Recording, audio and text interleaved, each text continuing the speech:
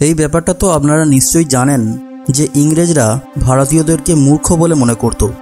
কিন্তু আমি আজকে আপনাদেরকে একটা এমন ঘটনার কথা জানাবো যাতে দিল্লির লোকেরাই ইংরেজদেরকে বুঝিয়ে দিয়েছিল যে আসল মূর্খ আসলে কারা।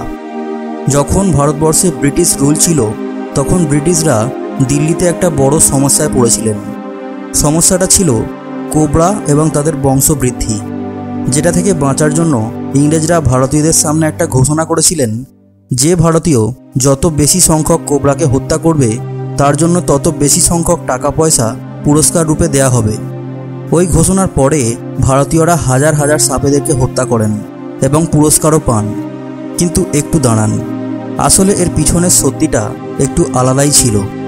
আসলে ইংরেজরা পরে এই কথাটা জানতে পারেন যে ভারতীয়রা পুরস্কারের জন্য সাপ ধরার পরিবর্তে সাপেদেরকেই বাড়িতে পুষতে শুরু করেছিল আর নিজেরাই বাড়িতে কোবরার ব্রিডিং করেছিল, যেটার পরে ইংরেজরা এই পুরস্কার দেওয়ার ঘোষণাটিকে খারিজ করে দেন। কিন্তু এটার পরিণাম আরও ভয়ঙ্কর ছিল, কারণ যে সাপগুলোকে ভারতীয়রা পুরস্কারের জন্য পুষেছিল এখন ওগুলো আর ওদের জন্য কোনো কাজের ছিল না, যার জন্য ওনারা ওই সাপগুলোকে দিল্লিতেই ছেড়ে দেন আর ওই সমস্যাটি আরও বেড়ে যায়। এইভাবে ইংরেজদের টাকাও যায় আর সমস্যাও একই রকম থেকে যায়। আজকের এই ভিডিওতে আপনি ইতিহাসের কিছু এমনই অদ্ভুত এবং রহস্যময় ঘটনার ব্যাপারে জানতে চলেছেন যেগুলো হয়তো আপনি আগে কখনো শোনেননি। তাই প্লিজ ভিডিওটিকে শেষ পর্যন্ত দেখুন এবং আপনি যদি এখনও চ্যানেলটিকে সাবস্ক্রাইব না করে থাকেন তাহলে প্লিজ সাবস্ক্রাইব করে বেল আইকনটি প্রেস করুন যাতে নতুন ভিডিওর নোটিফিকেশান আপলোড হওয়া মাত্রই আপনার কাছে পৌঁছে যায়। তো চলুন শুরু করা যাক।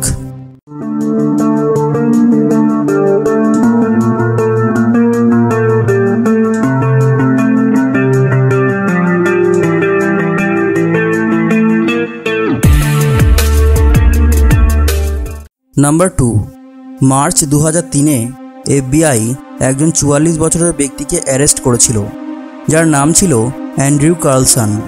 আসলে অ্যান্ড্রিউ প্রায় 2 সপ্তাহের মধ্যে স্টক মার্কেটে প্রায় $800 ইনভেস্ট করে $350 মিলিয়ন একটা প্রফিট বানিয়েছিলেন, যেটার জন্য FBI এর মনে হয়েছিল যে অ্যান্ড্রিউ নিশ্চয়ই কোনো ফ্রড করেছেন, যেটার জন্য ওনারা অ্যান্ড্রিউকে গ্রেপ্তার করেন আর ওনাকে জিজ্ঞাসাবাদ করেন। কিন্তু ওই জিজ্ঞাসাবাদে অ্যান্ড্রিউ বলেন যে উনি একজন টাইম ট্রাভেলার আর উনি 2256 সাল থেকে এসেছেন, অর্থাৎ ফিউচার থেকে এসেছেন। উনি আরও বলেন যে উনি আগে থেকেই জানতেন যে কোন শেয়ার কতটা উপরে যাবে। এটা শুনে FBI এর মনে হয় যে এই ব্যক্তি মিথ্যে কথা বলছে, কিন্তু ইনভেস্টিগেশন চলাকালীন অ্যান্ড্রিউয়ের 2002-এর আগের কোনো রেকর্ড পাওয়া যায়নি, যেটার পরে কোর্টের হিয়ারিংয়ের জন্য 3 এপ্রিল 2003-এর দিন ওনার কোর্টে উপস্থিত থাকার কথা ছিল। সেখানে কোর্টের হিয়ারিংয়ের আগের দিনেই উনি অদ্ভুতভাবে গায়েব হয়ে যান, যেটার পরে ওনার আর কোনো খোঁজ পাওয়া যায়নি। নাম্বার 3, পশু পাখি। এরা যাদেরকে ভালোবাসে তাদেরকে নিজেদের প্রাণের থেকেও বেশি ভালোবাসে।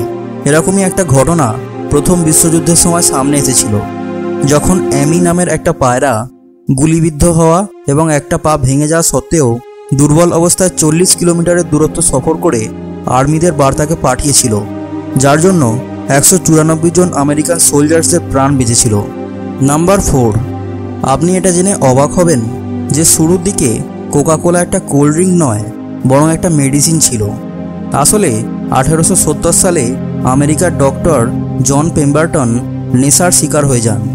একদিন উনি জানতে পারেন যে আমেরিকার জঙ্গলে কোকা নামের গাছের পাতা ওনাকে নেশার হাত থেকে বাঁচাতে পারে, যেটার পরে উনি কোকা লিভস, রেড ওয়াইন এবং কোলা নাটসকে মিশিয়ে একটা মেডিসিন বানান, যেটার নাম ছিল পেম্বারটনস ফ্রেঞ্চ ওয়াইন কোকা।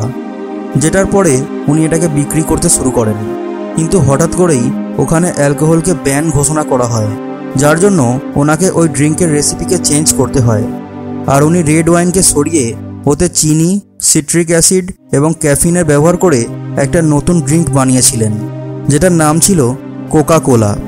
আর এইভাবে একটা মেডিসিন হিসাবে বানানো ড্রিঙ্ক কোল্ড ড্রিঙ্ক ইন্ডাস্ট্রির টপ সেলিং প্রোডাক্ট হয়ে যায়। ভিডিওটি ভালো লাগলে ভিডিওটিকে লাইক এবং শেয়ার করবেন এবং অবশ্যই কমেন্টে জানাবেন যে আপনার ভিডিওটি কেমন লেগেছে এবং এই রকমের ইন্টারেস্টিং ভিডিও বারবার দেখার জন্য প্লিজ চ্যানেলটিকে সাবস্ক্রাইব করে বেল আইকনটি প্রেস করবেন। Thanks for watching.